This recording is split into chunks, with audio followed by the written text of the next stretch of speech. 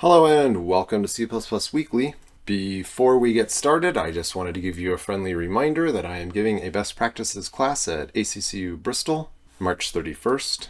I'm hoping to give a similar class at C++ on C. This will be a 2-day version in June, a 2-day version as well at CVPCon in September, and a 2-day version at TechTown in September. So I look forward to seeing you at one of these upcoming conferences.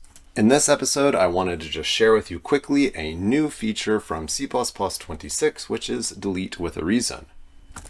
Let's go ahead and do a quick overview of delete. I can delete any function. This tends to be used for special member functions, but it certainly does not need to be used only for special member functions. So if I try to call this function, then I get this compile error. Call to an explicitly deleted function, myfunc. This is a deleted function. Why would I want to do this? The general idea is that you're deleting overloads. And this is true even in the case where you're deleting special member functions. You might want to delete the copy, like unique pointer, and have just the move operations available. So perhaps I just want to delete the version that takes an integer. Now when I call this function with 4, I get a compile error. Let's take another step back and go ahead and make a function that I expect to compile. Now I am calling this function that expects a float, and I'm passing it the integral value 4. And this compiles just fine. And it probably compiles, as we can see, even with -w conversion enabled, I get no warnings. This compile time literal 4 is perfectly convertible into a float, and it's a compile time constant expression, and our compilers just simply don't warn on this. So what you might find yourself doing someday in the future is perhaps deleting the integer version.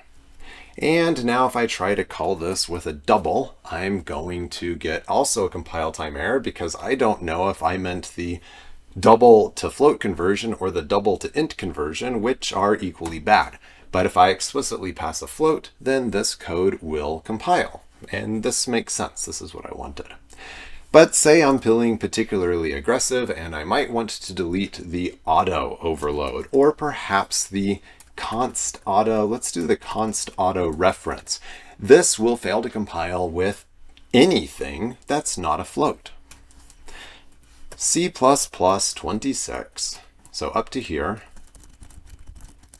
we have equals delete through C++ 11.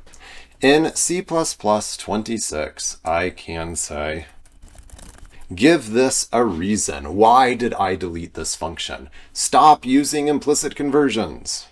Well, that's a C++ to C extension.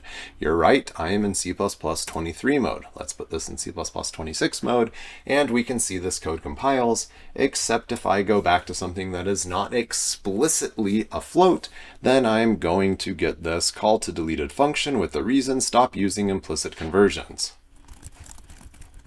C++ 26 feature called delete with a reason.